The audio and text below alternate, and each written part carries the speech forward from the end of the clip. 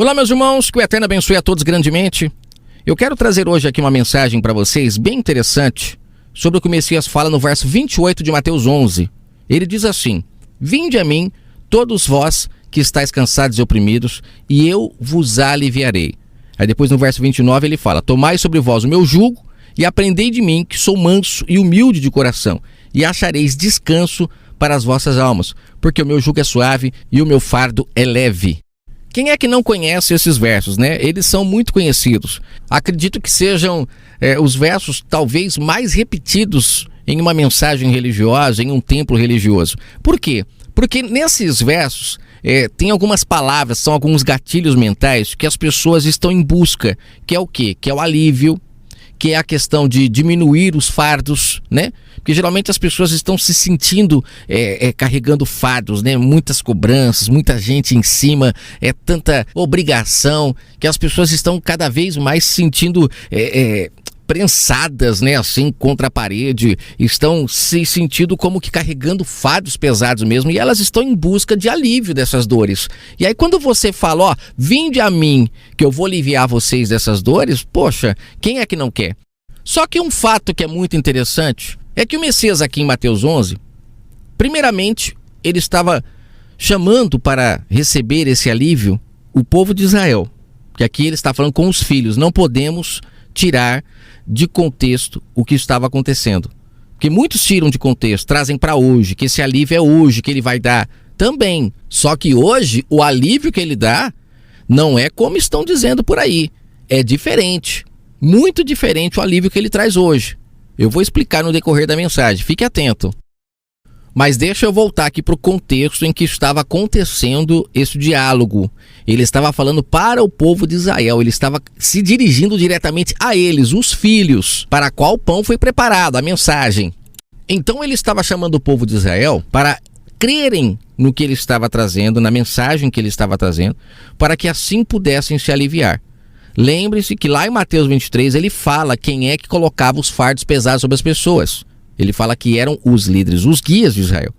E lá ele fala, vocês colocam fardos que nem vocês conseguem carregar. E o povo estava sofrendo na mão daqueles homens. Então não podemos tirar de contexto, porque senão a gente tira a mensagem principal. Porque aqui nós devemos e precisamos entender para quem ele estava falando. Se a gente analisar, ele fala para a mulher cananeia em Mateus 15 que o pão foi dado para os filhos primeiro. Então aqui nós temos que entender o que aconteceu. E é claro, para mais uma confirmação, na parábola das bodas ele também fala sobre essa questão de o pão ter sido preparado primeiro para os filhos. Depois, como muitos rejeitaram, aí sim esse pão foi levado para os cegos, coxos, mancos, que são os outros povos, que não tinha conhecimento da verdade nenhum, mas que o Pai resolveu dar esse pão para essas pessoas também entrarem e participarem do banquete, junto com aqueles que creram, né, que ele colocou sobre os seus bens, como fala lá em Mateus 24, ele chama nos outros povos pessoas também que querem crer, que querem ouvir a voz do Pai e, é claro, se curam, porque não tem como, quem come do pão da vida se cura espiritualmente, abre seus olhos, deixa de ser surdo espiritual, que é tudo espiritualmente que ele está falando dos coxos, mancos, cegos lá na parábola das bodas. Mas voltando então aqui para o contexto, a gente vê que ele está falando com o povo de Israel primeiro, e ele fala para irem a ele. Por quê? Porque ele era o único ali naquele momento que estava cheio do Espírito Santo do Criador. Lá em João 3, fala que ele recebeu o Espírito Santo do Pai sem medida. Estava transbordando. Então ele tinha as palavras de vida eterna. Lembra que Pedro depois fala, para onde iremos nós? Se só tu tens a palavra de vida eterna. Só tu tens, ou seja, só você está cheio.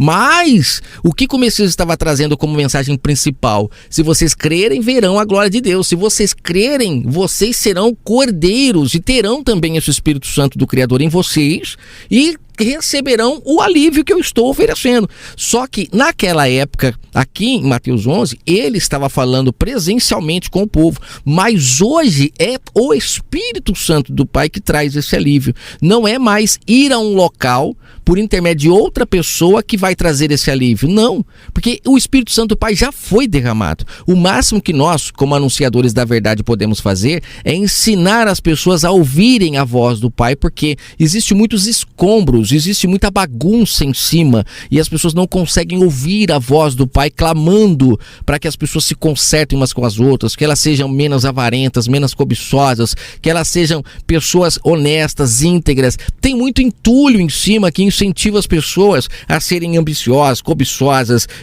pessoas que para conseguir o que querem devem para o próximo. E para tirar esses entulhos de cima não é fácil, que é o engano, que é o fermento.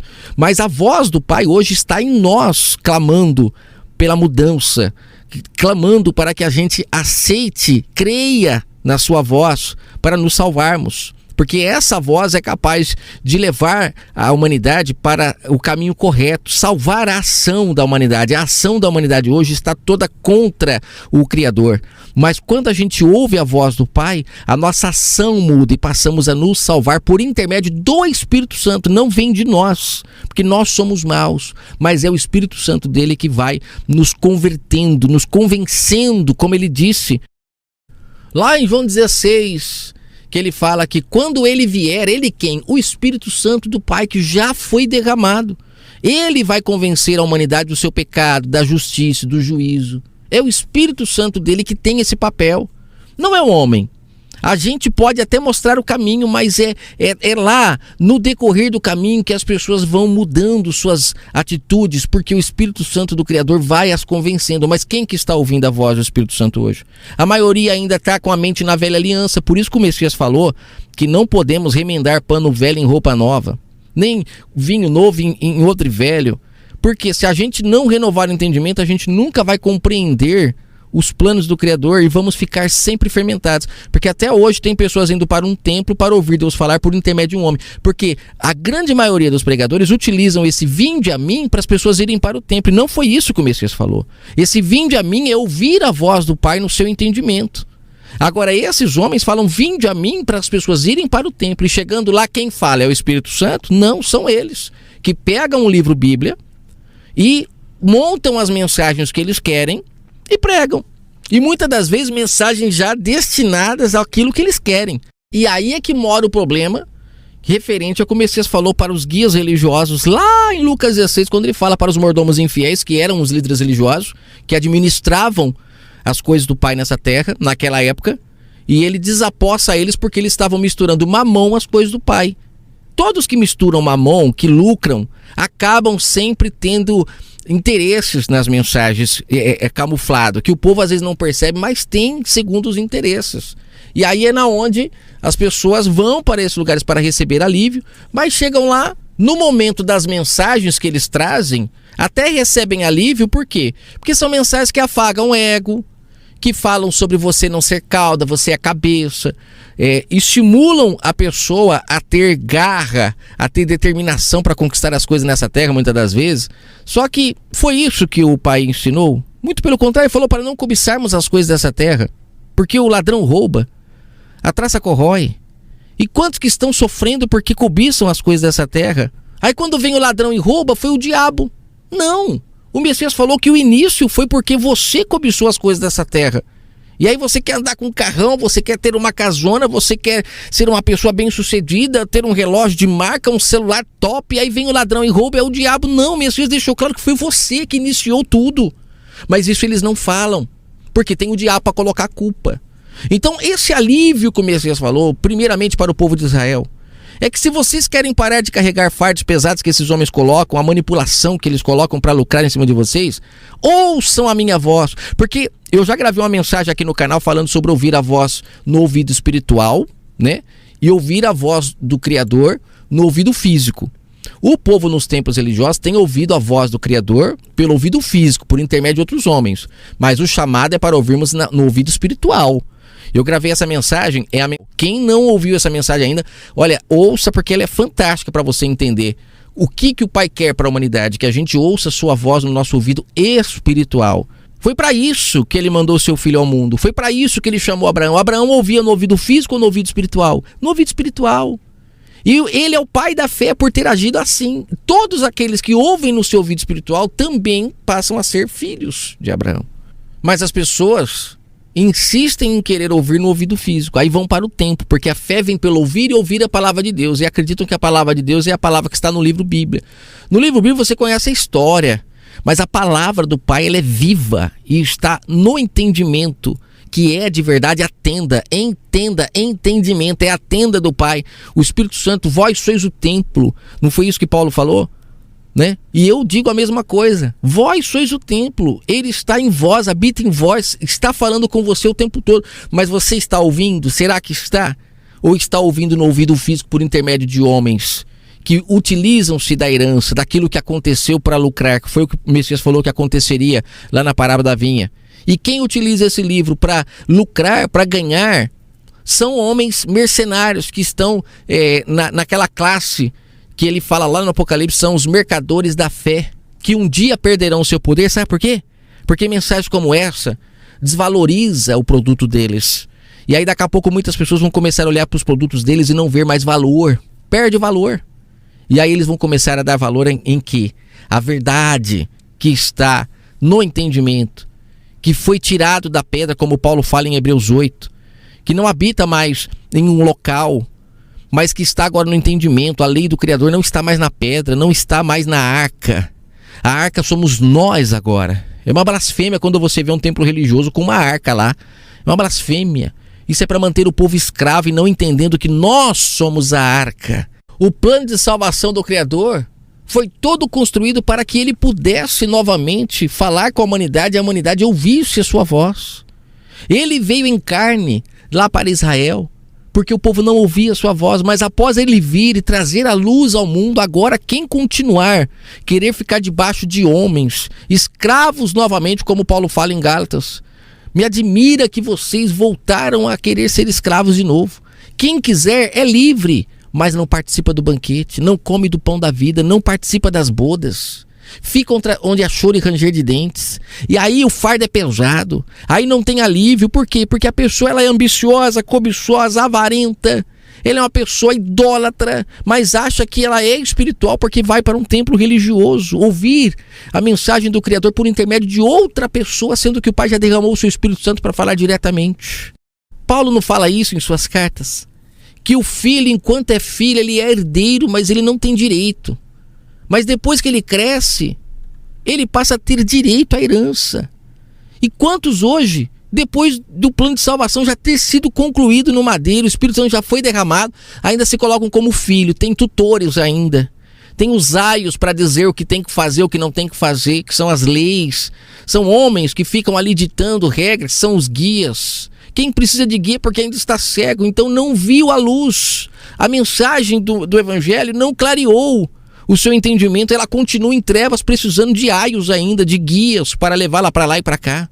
Mas aquele que reconheceu que o Messias é o Verbo encarnado, que trouxe a mensagem que limpa, sabe, toda a eira, como ele falou, que a mensagem, João fala lá, quando falaram sobre por que ele batizava na água, ele fala, não se preocupem com esse batismo, isso daqui não vale nada, isso aqui é uma representação do verdadeiro batismo que está por vir, que aquele que vai batizar vai limpar a eira, que ele vai queimar a palha, vai colocar no seu celeiro o seu trigo, porque a sua mensagem vai separar os homens dos meninos. E aquele que realmente crer vai encontrar o caminho que traz alívio, vai encontrar o caminho da paz, vai encontrar o caminho onde a pessoa deixa de querer ser ambiciosa, gananciosa. Quando a gente deixa de lado todos esses frutos da carne, o alívio chega. E é esse alívio que o Messias estava propondo para o povo de Israel. Me ouçam no entendimento de vocês, que vocês vão encontrar alívio e vão deixar esses homens para lá. Vão viver as suas vidas em paz, fazendo o que é justo, o que é certo, não como filhos de escravos, mas que tem que ter alguém que mostre o caminho, mas porque agora tem pai. Ele não falou em João 14, eu não vos deixarei órfão, eu voltarei a vós. Por que as pessoas não conseguem entender isso?